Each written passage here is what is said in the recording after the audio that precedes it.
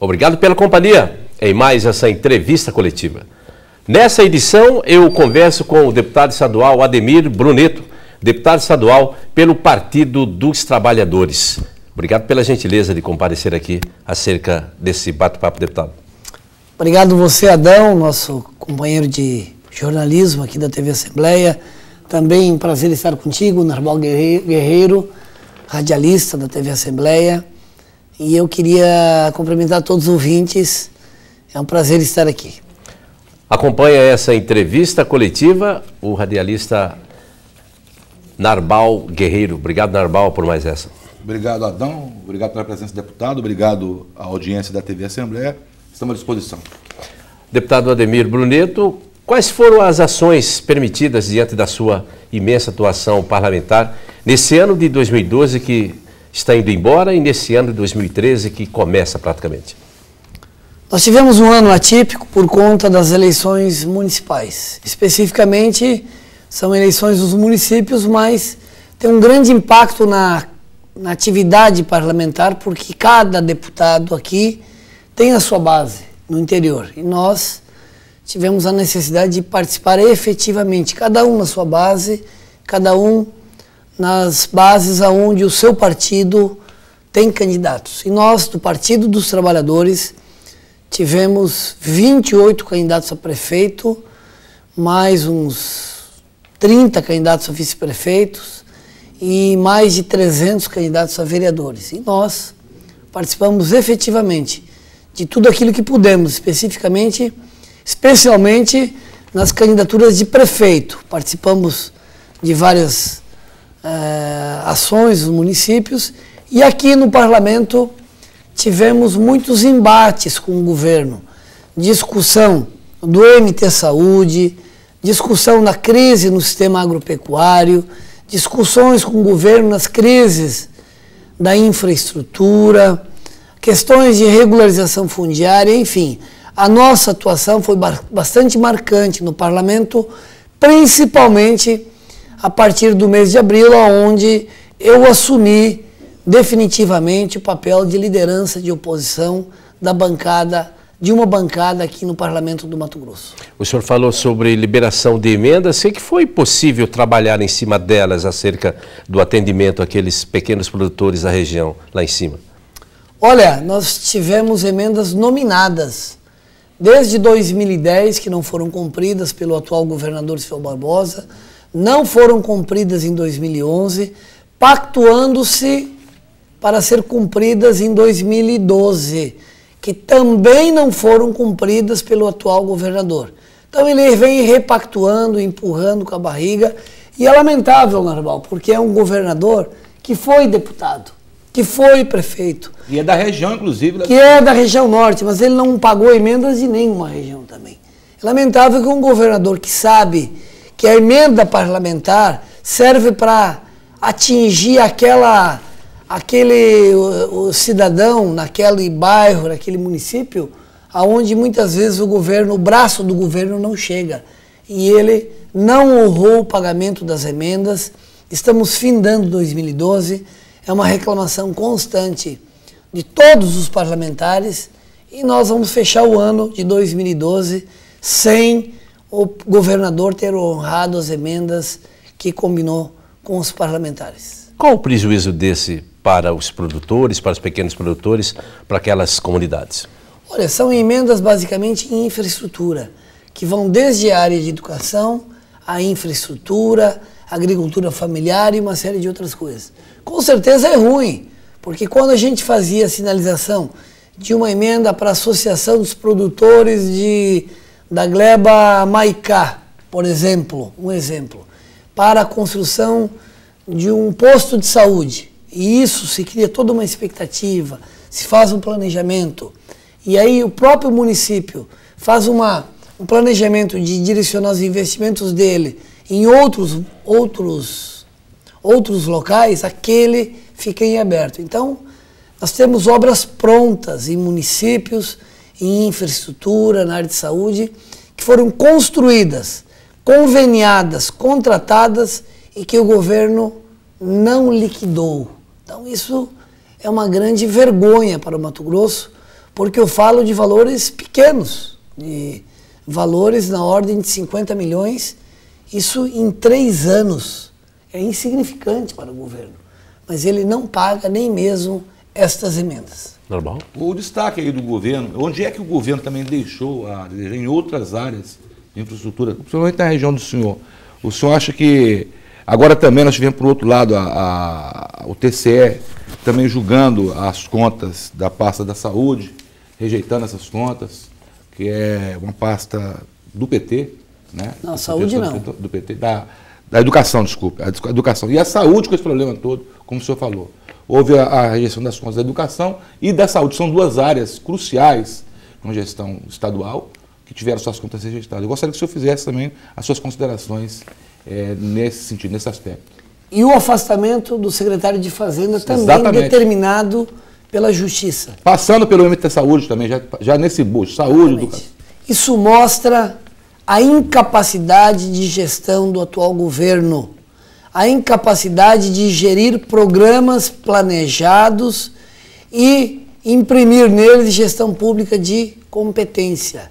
Primeiro, que o governo tem que entender uma reestruturação do Estado como um todo, redistribuição dos valores aos poderes, enxugamento da máquina administrativa e fazer gestões técnicas.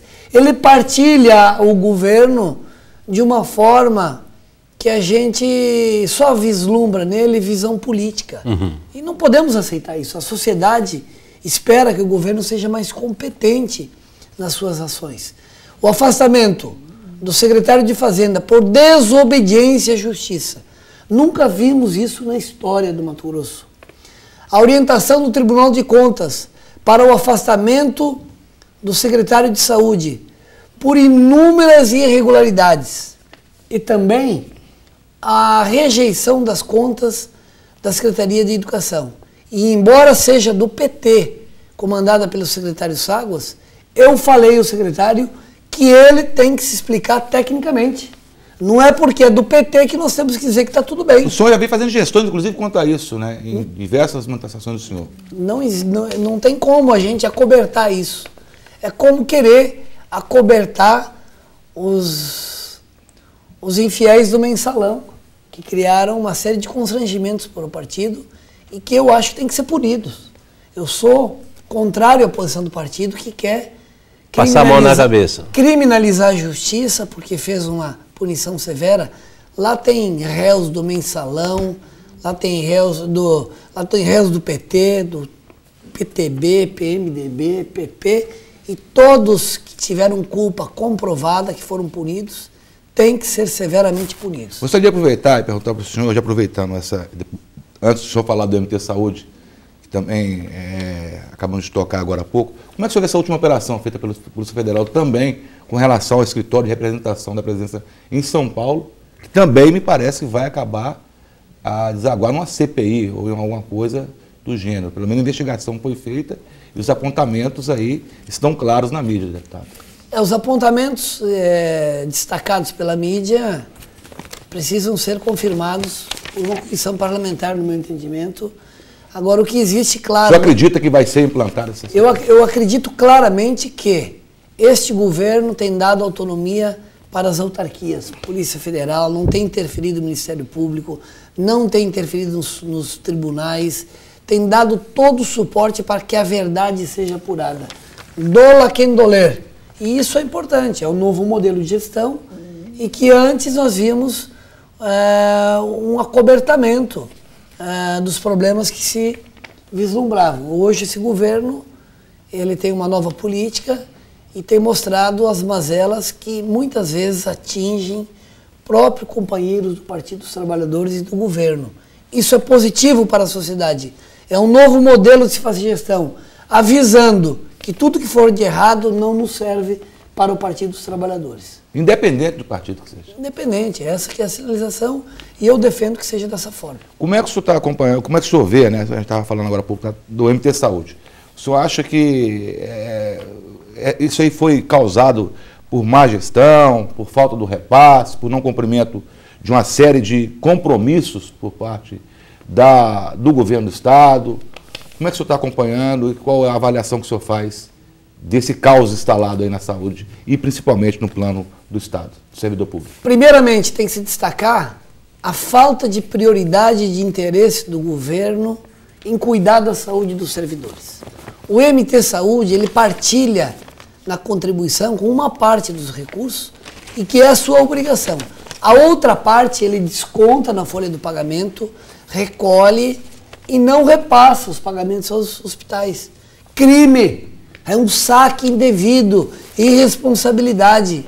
E vem mentindo para os servidores e para os fornecedores do MT Saúde de que pretende colocar em dia, que vai colocar em dia. Não tem cumprido com a sua missão e com o seu papel. E tem que ser representado judicialmente isso. Porque quem desvia o dinheiro da saúde é criminoso. E o governo tem agido dessa forma.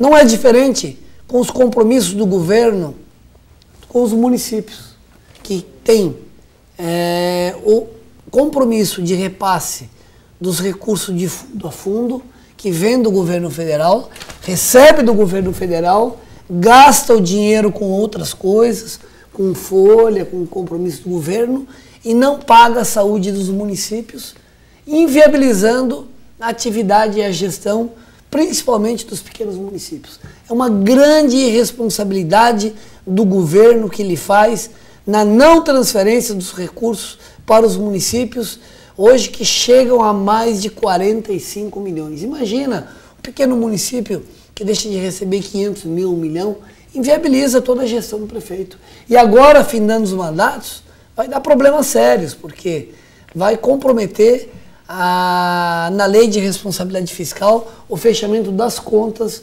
dos municípios. Inclusive, os prefeitos. Né? Num dos últimos programas, entrevista coletiva com o Adão, interpelando no parlamentar, colocando essa situação aí, que também propalada, difundida aí nos meios de comunicação, com relação ao superendividamento dos municípios, não cumprindo, inclusive, com preceitos constitucionais, por exemplo, a saúde básica, como você falou, a educação. Né? E esse repasse, eu acho que o que pode ser feito para 2013, existe por parte do parlamento essa gestão de exigência do cumprimento dessas regras, deputado? O pior é que a gente não vislumbra possibilidade nenhuma. O governo tem uma política tributária que afasta cada vez mais os produtores de tributos do estado de Mato Grosso. Aqui beneficia os grandes e prejudica e penaliza os que mais contribuem. Essa lei de incentivos aos grandes industriais tem que ser revista, não adianta. Tem empresas que se beneficiam de uma forma diferenciada e os outros pagam muito mais.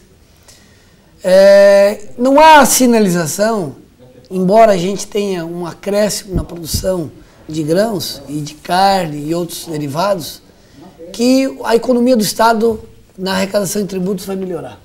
Vai melhorar, mas não a ponto de resolver o déficit que temos no orçamento. Em 2011, nós tivemos um déficit de R$1 bilhão. 2012, 1 bilhão e 760 milhões. E tem um déficit sinalizado para o ano que vem, também em torno de 1 bilhão. Um furo muito grande no que tem na conta do governo. E até o risco de embargo a alguns produtos, como a carne, que até há pouco tempo, né? Também a questão dessa safra agora desse ano. O governo tem desmantelado a estrutura do sistema agropecuário. Assistência técnica nós já temos muito pouco, né? Temos 180 mil famílias da agricultura familiar, temos dia a dia reduzido o número de servidores da Empaer, não tem sinalização de um novo concurso da implantação da nova empresa de assistência agropecuária, embora a Assembleia já votou a nova lei, o governo... Permitindo o novo concurso? Permitindo o novo concurso, ele assumiu compromissos, não cumpriu, sinaliza uma retirada do orçamento da Empaer, fizemos uma audiência agora de manhã, na ordem de 20 milhões a menos para a Empaer. Se já está ruim, com 20 milhões a menos vai piorar. Então, o INDEA precisa, no mínimo, 135 milhões para a manutenção dos mais de 140 unidades do INDEA em todo o estado do Mato Grosso.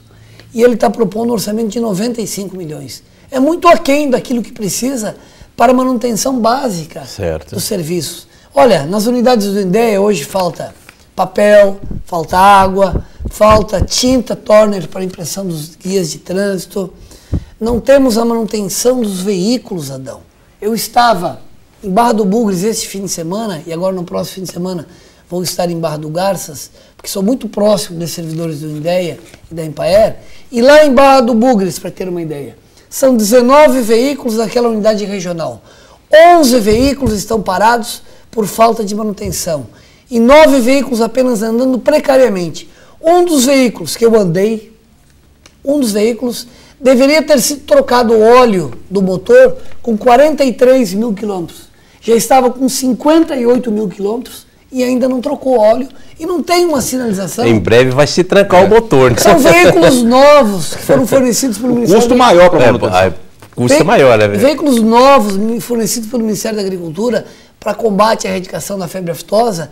Isso é improbidade administrativa, má gestão, é caso de polícia. Esse governo tem que ser enquadrado e eu já estou discutindo com a sociedade de levantar a bandeira do afastamento do governador por improbidade na sua gestão. Deputado, é inconcebível aceitar que se tenha uma gestão irresponsável do patrimônio do Estado. Deputado, o senhor falou em desvio de dinheiro do fundo, inclusive repasse federal. Quais os outros fundos que o Ministério Público já está investigando? A Justiça também já está com... Me parece que o último agora foi um fundo da cultura que ele também teria gasto. O senhor tem notícia de quais os outros fundos que ele lançou mão do dinheiro também? Tá, vamos explicar para os telespectadores como são constituídos os fundos. Por exemplo, o FEMAN, que foi objeto de intervenção judicial, é Fundo do Meio Ambiente. Então, todas aquelas taxas que nós pagamos, uma parte daquilo deve ser desviado para uma conta que esses recursos acumulados deverão reverter em ações pro meio ambiente, sejam elas educacionais, sejam preventivas, estruturais. E o Ministério Público e o governo está desviando o recurso para pagar folha de pagamento, pagar compromisso de imprensa, coisa desse tipo. E a Justiça interviu e disse para ele que não era para ele fazer isso. Ele não obedeceu e foi determinado o afastamento do secretário de Fazenda.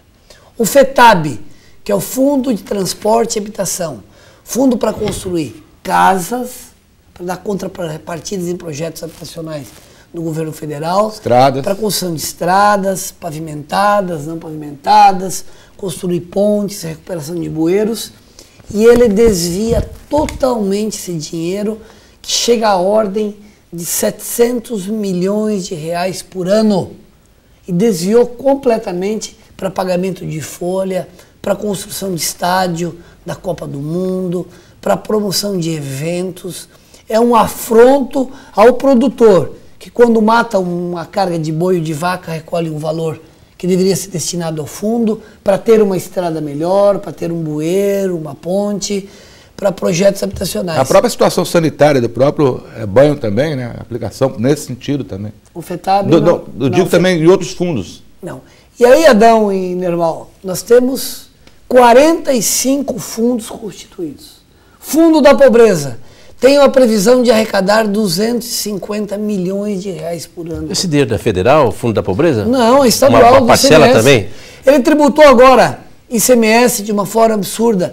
O protetor solar, sabonete, bebidas alcoólicas, cigarros, equipamentos de pesca, barco e assim.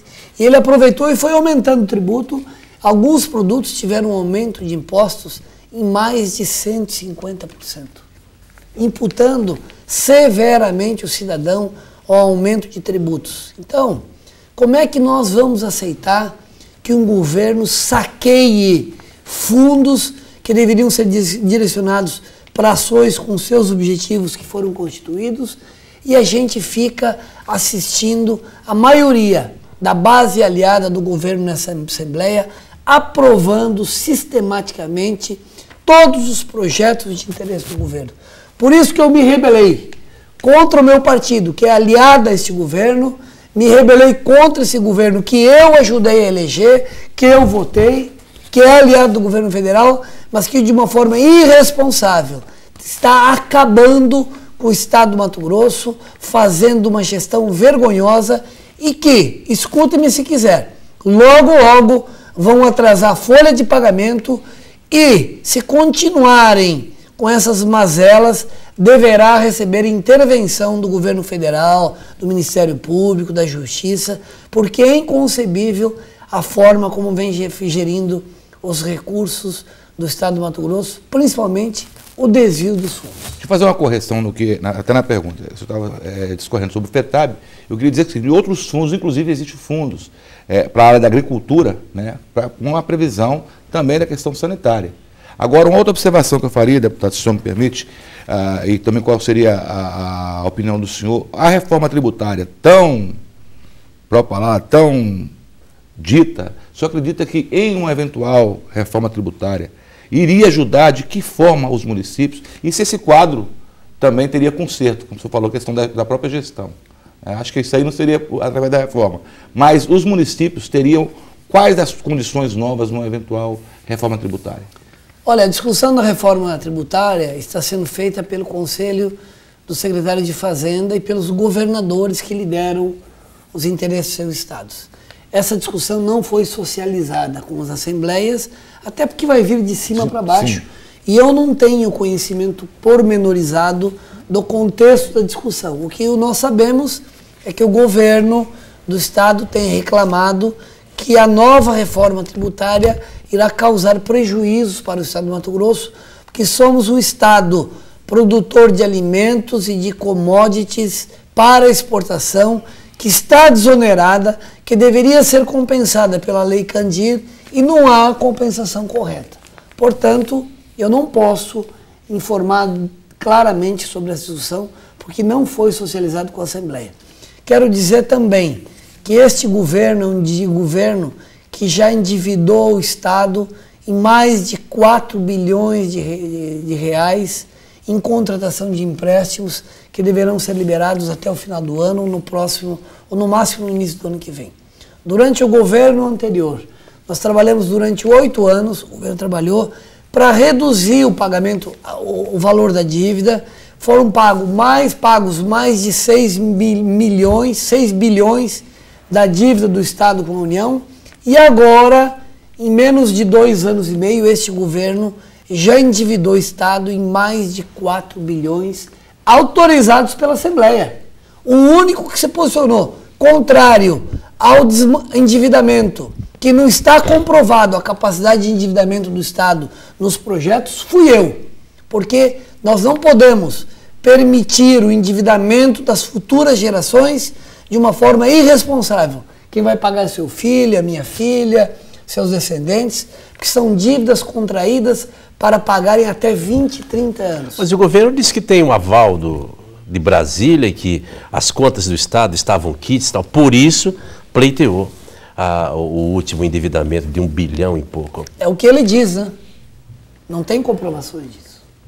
Nós queremos é saber. E a lei é clara, deve estar contido nos projetos a capacidade de endividamento. Então nós não tivemos isso. E eu contestei, briguei para que a gente tivesse uma discussão mais ampla com o governo para entender esse mecanismo da capacidade de endividamento, que tem limite. E nós não tivemos isso, mas foi superado pela maioria absoluta do governo no plenário e foi aprovado o endividamento na ordem de mais de 4 milhões ao longo desses 2 anos e meio. Deputado, como é que ficam então os investimentos futuros? O Estado não vai parar, esperar, por exemplo, pagar a dívida para crescer novamente.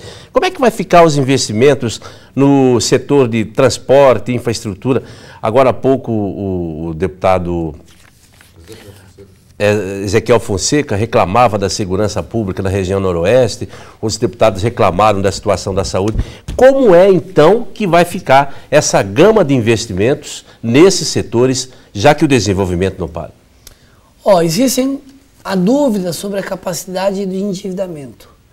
E existe a clareza de que o governo não tem produzido obras estruturantes de qualidade. As obras que ele tem feito têm sido obras de péssima qualidade e que têm uma durabilidade muito pequena. Então, primeiro, o governo tem que mostrar capacidade na gestão desses recursos para a construção das obras. Porque vai em todas as obras que estão sendo gestadas pelo governo, estão com problemas. Ontem eu conversava com um empreiteiro que tem mais de 14 milhões de reais para receber do governo, atrasados, que estão obras prontas, medidas, e que o governo não paga. Hoje, segundo o levantamento do Sindicato dos Empreiteiros, dos construtores, o governo do estado deve, para empresas que prestaram serviço no Mato Grosso em obras estruturantes, mais de 100 milhões de reais. Isso nunca aconteceu. E não tem perspectivas de pagar. Eu tenho a preocupação que o governo desvie esses recursos de financiamentos que foram direcionados para investimentos em obras estruturantes para pagar dívidas, para fazer e as obras não aconteçam. E aí a gente, quando tem dúvidas, prefere ter cautela. O orçamento do ano que vem, 2 bilhões e 800 milhões. As emendas, o que o senhor tem a dizer? O senhor foi favorável, é favorável? Como foi conduzido? O que é disponibilizado? Olha, até agora o orçamento que veio para cá é só para a fase de conta, porque o governo tem dito que não permitirá, que não irá aceitar emendas à LDO. Isso é um afronto ao parlamento. E a maioria da casa tem aceitado essa condição. Eu não aceito. E eu vou votar contra essa LDO, porque ela não acomodou as emendas que nós propusemos, tanto no setor de infraestrutura, habitacional, na área de gestão pública, agricultura familiar, não aceitou as emendas, e eu não vou aceitar um orçamento engessado, um orçamento que não permita a melhoria de alguns aspectos. Então, nós deveremos ter problemas até o final do ano na votação da LDO. Ele não pagou as emendas atrasadas, como pode pleitear outras? Fica difícil, né? Eu acho até que emendas de deputados, não estou falando das emendas da LDO, agora emendas parlamentares, eu defendo que nem tenha mais, já que ele não paga. Mas ele não cumpriu nenhum dos anos de governo? Não cumpriu as emendas, não cumpriu o pagamento, então eu defendo que não se tenha, porque aí nós não temos diferenciação de parlamentares. Porque o que ele pode querer fazer é beneficiar alguns parlamentares que são da base apoiadora do governo e que é um afronto isso, é uma sacanagem. Então tá, se você me apoiar lá, votar direitinho do jeito que eu quero, aceitar a minha LDO sem emendas, disser amém, eu vou dar um jeito de pagar as tuas emendas. Chantagem barata, não aceito. E por isso, acredito que se é para conduzir as emendas parlamentares desta forma, então é melhor eliminá-las. Pelo menos o parlamentar não sofre desgaste com os prefeitos, com os vereadores, para ter que sinalizar obras com recursos de emendas e depois não acontece. Fica menos vergonhoso. Menos complicado de explicar. Aproveitando, naquela mesmo diapasão da questão das eleições que o senhor levantou, que o senhor, como representante do partido, conduziu aí no interior do estado, aqui na capital, o representante do PT nas eleições, o Lúdio Cabral, teve uma votação expressiva, o PT teve um bom desempenho nas eleições, e o Lúdio, inclusive agora, existindo aí, já acho que até conversações com o governo para assumir uma pasta no staff do governo estadual, do governo Simval, e um nome forte já despontando para as eleições de 2014. Como é que o senhor vê esse posicionamento do partido agora e o que pode ser esperado para o PT para as próximas eleições, com esse fortalecimento das eleições? Bom, não tenho dúvida de que a candidatura do Lúdio Cabral foi uma grande surpresa, muito boa para o partido. Se estabeleceu um debate bom com a sociedade, porque quando é um monólogo, a gente não consegue aprofundar nas discussões. É verdade. E como houve o segundo turno, o aprofundamento das discussões de propostas, isso compromete mais o candidato que venceu. Então a candidatura do Lúdio foi vitoriosa para o partido e nós entendemos que, sem dúvida nenhuma, uma liderança como o Lúdio não pode ficar fora do processo. Não defendo a participação do Lúdio neste governo. Ele poderia vir ser acomodado aqui na Assembleia, até porque ele é suplente de deputado. Mas acomodá-lo numa pasta como a da saúde, não aceito, não concordo, até porque ele foi o que mais combateu a autorização para a contratação das OSs. E hoje ela é uma realidade como programa de governo do atual governador Saulo Barbosa. E aí vai haver um desgaste, um confronto ideológico. Portanto, na saúde, eu não concordo que acomodem o PT, porque se quiserem a contribuição do PT, na minha opinião, tem que ser na área de educação. Agora, a vinda do Lúdio para o governo é defendida como não, né, pela maior parte do partido. Inclusive, a justificativa é justamente essa, a questão das OS. Mas, deputado, eu queria saber como o PT fica agora no governo com toda essa rejeição das contas do Águas Morais. Como é que o PT vai fazer, vai se portar diante de tudo isso aí? Porque é um ponto negativo para um partido que sempre conduziu uma pasta em que se dizia com excelência. Bom, eu não conheço o conteúdo das contas que foram rejeitadas. O deputado Águas, que é o nosso secretário, fez a sua defesa e eu não assisti, inclusive, pela televisão. Eu confio muito no Águas, é uma pessoa honesta, tem uma equipe muito boa lá na secretaria. Mas ele tem que se explicar. E nós vamos convidá-lo no partido para que venha explicar ao partido o que de fato tem tecnicamente. Alguma coisa, restos de obra que não foi concluída. Me parece que essa é a questão principal. Tem um item que eu vi lá, que não foram instalados os ar-condicionados de um convênio entre o governo federal. Bom, então, se o Águas tem as contas rejeitadas, então o governador tem que ser preso. Porque o que ele tem feito com a saúde pública, com o patrimônio da infraestrutura do Estado, com as mazelas do governo, então o governador vai ter as suas contas rejeitadas pelos próximos 4 anos. Então é uma coisa que às vezes pode ser um endurecimento na avaliação das contas do secretário Águas, mas sem olhar as demais situações que existem no Estado. Tem que ser cumprida integralmente? Tem. Agora tem que ver se o Estado deu condições de realizar a implementação de todas essas obras. Mas o senhor está brabo mesmo com o governo, hein? Muito bravo. Governador que não honra de pé aquilo que combina sentado, não merece o meu apoio. Serei oposição sistemática, porque se ele não entender por bem como tem que conduzir a gestão, num diálogo com a sociedade, com o parlamento, vai entender de outra forma. E eu entendi que como não adianta combinar com o governador, não adianta pactuar, não adianta esperar que aquilo que ele combina seja honrado, então vamos endurecer. Pelo menos a gente polemiza no parlamento, a gente faz um debate crítico e a sociedade ganha com isso.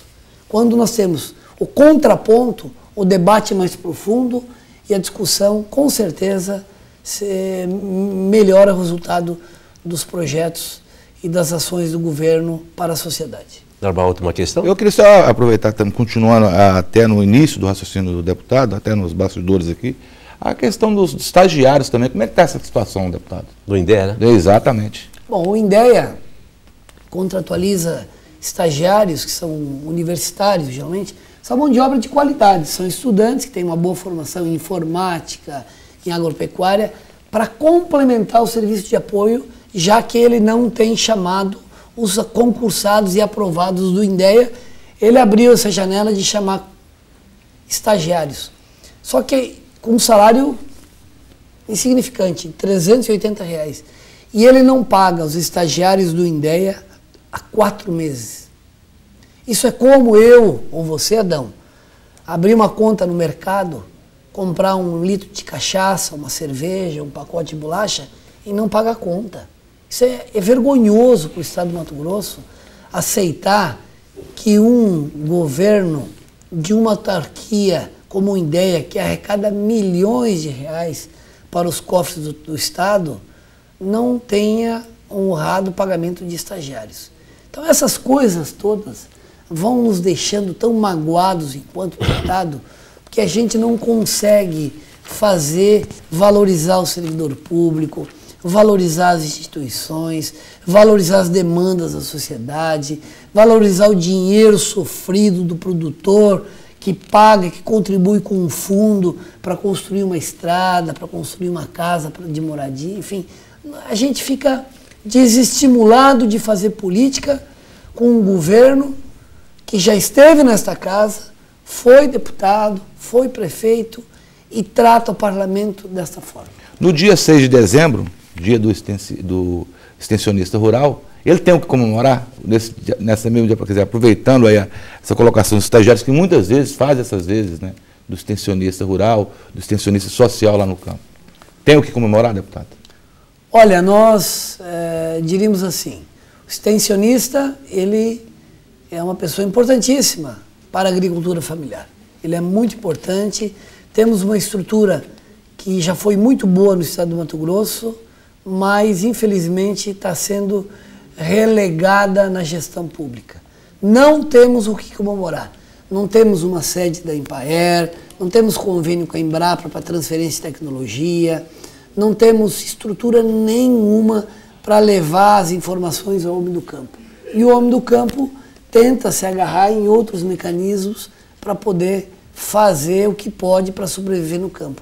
Ainda assim, a Empaer presta serviço a mais ou menos 30 mil famílias das 180 mil famílias. É muito aquém daquilo que deveria ser a obrigação do Estado. É uma guerreira, né? Ainda faz muito, porque não tem veículo, não tem dinheiro de manutenção. Está esquecida. Não estamos nem discutindo salário, não vamos discutir salário. Isso foi até melhorado, mas as condições de trabalho nós não temos que comemorar. Foi comentado isso hoje, mas a gente fez um encontro hoje comemorativo no sentido de discutir essa situação com o presidente da Empaer, com o secretário de Agricultura Familiar, com as lideranças do interior, sindicatos, para ver que ações a gente tem que tomar, especialmente agora, na votação da LDO, onde nós temos que melhorar os repasses, o orçamento da Empaer e do INDEA. Deputado, como uma última questão, em 1986, Bezerra era eleito governador do estado, conduziu o estado por 2 anos muito bem. E depois deu esse mesmo problema de lançando mão de fundos e outros benefícios que o estado recebia do cidadão. Está parecendo a mesma foto de 86, o governo Sival, não é? Qual é o retrato que o senhor desenha, vislumbra, se continuar assim, esse governo Sival? É o modus operandi do PMDB. Bom, eu não queria usar isso, já que o senhor... Eu posso falar, eu tenho imunidade parlamentar. Eu não tenho. O senhor tem. É o modus operandi de saque dos fundos. Só que de uma forma muito mais... com muito mais ganância. E esperar o quê? Eu não tenho muitas expectativas, não. Talvez depois da Copa do Mundo a gente possa restabelecer um diálogo com o governo, porque agora ele só vê a bolinha de futebol na frente. O senhor acha que ainda tem jeito? Tem uma luzinha lá no final do túnel? Não tem. Infelizmente, eu tenho que dizer que eu não vejo uma luz no fim do túnel. A oposição aqui na casa continua o senhor? Deputado Zeca e deputada Luciane. Muito bem. Narbal, a última questão. Eu gostaria só de agradecer ao deputado pela oportunidade que tivemos aqui, né? Acompanhamos a questão do dia do extensionista e que a gente aguarda, como deputado, uma possível mudança, ainda que o deputado não vislumbre essa possibilidade. A gente torce para que as coisas possam entrar nos eixos e a população constatar as melhorias aí nessa gestão e na qualidade de vida aqui no estado. É tudo o que eu desejo também. Esperamos que que eu possa estar me enganando a respeito da gestão deste governo. Mas que Deus nos abençoe. Só Ele poderá nos salvar. Uma boa tarde, muito obrigado. Eu como última saída aqui, deputado, 2012 está indo embora, 2013 está chegando. Qual é a principal mensagem, mais uma vez, não sendo repetitivo, ao povo de Mato Grosso que espera dias nesse ano melhor? Bom, depois de uma entrevista de tanto pessimismo como que eu demonstrei aqui, eu espero pelo menos deixar uma mensagem dizendo que o menino Jesus abençoe cada lar. Porque nós, mato-grossenses, nós, empresários, nós, trabalhadores rurais, servidores públicos, enfrentamos qualquer dificuldade. Mesmo o governo atrapalhando, sobretaxando os impostos, tributos, mas nós temos fé, temos esperança de que a gente conseguirá superar todas as mazelas do governo do Estado. Por isso eu desejo que vocês não percam a fé, que vocês tenham um Natal de luz, que Menino Jesus abençoe a cada um de vocês e que 2013 seja um ano de muita saúde, pelo menos, e de muita sabedoria para que a gente consiga, com todas as dificuldades, superar esses problemas e ter um ano de muita vitória em 2013. Muito obrigado, um abraço do deputado Ademir Bruneto e que Deus abençoe a todos. Obrigado pela entrevista, então. Obrigado. Narbal, Guerreiro, obrigado por mais essa. Obrigado, Adão, obrigado, audiência da TV Assembleia, e obrigado, deputado Ademir Bruneto. Um bom 2013 para o senhor também. Nessa edição do Entrevista Coletiva, nós conversamos com o deputado Ademir Bruneto, deputado estadual pelo Partido dos Trabalhadores. Obrigado pela companhia em mais essa entrevista coletiva. Até a próxima, se Deus quiser.